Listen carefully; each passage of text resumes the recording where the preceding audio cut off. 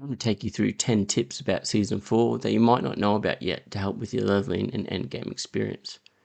The first tip is in regards to leveling. In previous seasons, the most effective method was running the Domain Tunnels dungeon over and over. However, in Season 4, with the changes coming in Helltide, it will now be the best place to level up due to the increased density and mechanic changes.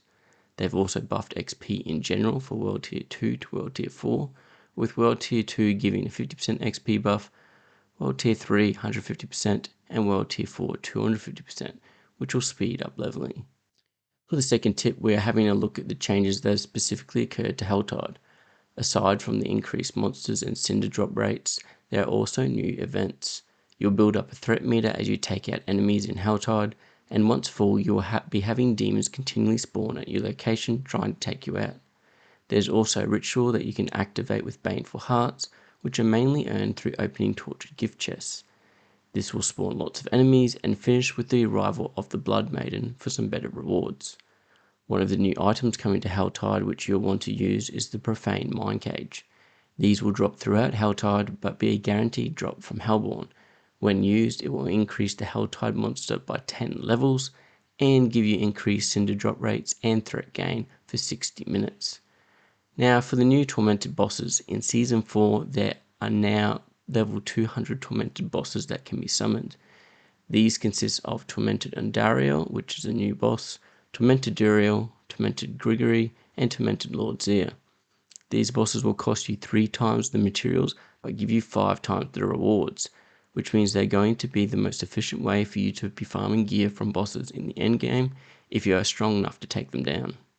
The fourth tip is around Uber uniques. If you're looking for the best time to get that one specific Uber, then Season 4 will be your chance. You can get 3 Resplendent Sparks from content in Season 4, with one coming from killing Uber Lilith, one from your first level 200 Tormented boss takedown, and another from completing the Iron Walls seasonal favor. This means that you will only be 1 spark short of crafting the Uber unique you want. So the first Uber you get, if it's not what you're looking for, can be salvaged and you will have 4 sparks in order to craft your chosen Uber unique. This will make it easier for people to get the specific Uber they are chasing. Next, ensure you interact with the Iron Walls Season of Favor mechanic. This will get you lots of rewards that are going to help you with both your gearing and leveling experience, so make sure to progress it straight away, and don't forget this will lead to one of the Resplendent Sparks you'll be chasing. Then there is a new armor cap being introduced for Season 4. The armor cap will now stop at level 100 monsters at 9,230 armor. This will not increase even when fighting higher level 200 monsters with the changes.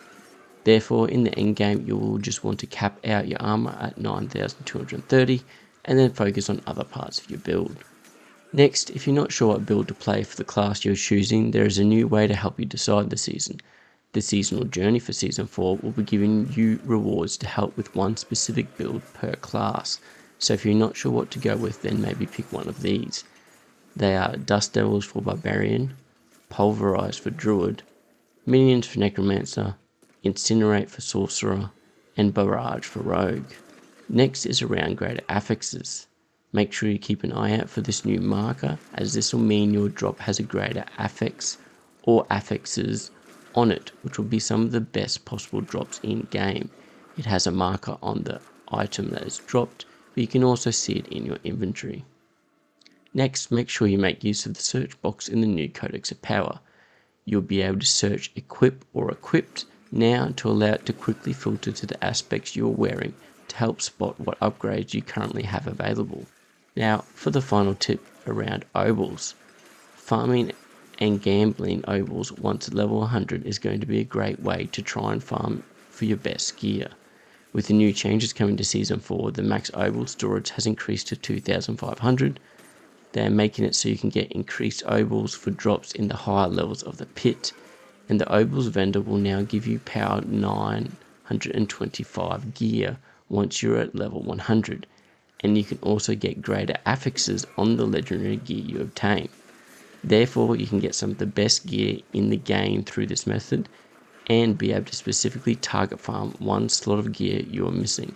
Thanks for watching. If there's any other tips that I did miss in here, feel free to mention them down in the comments.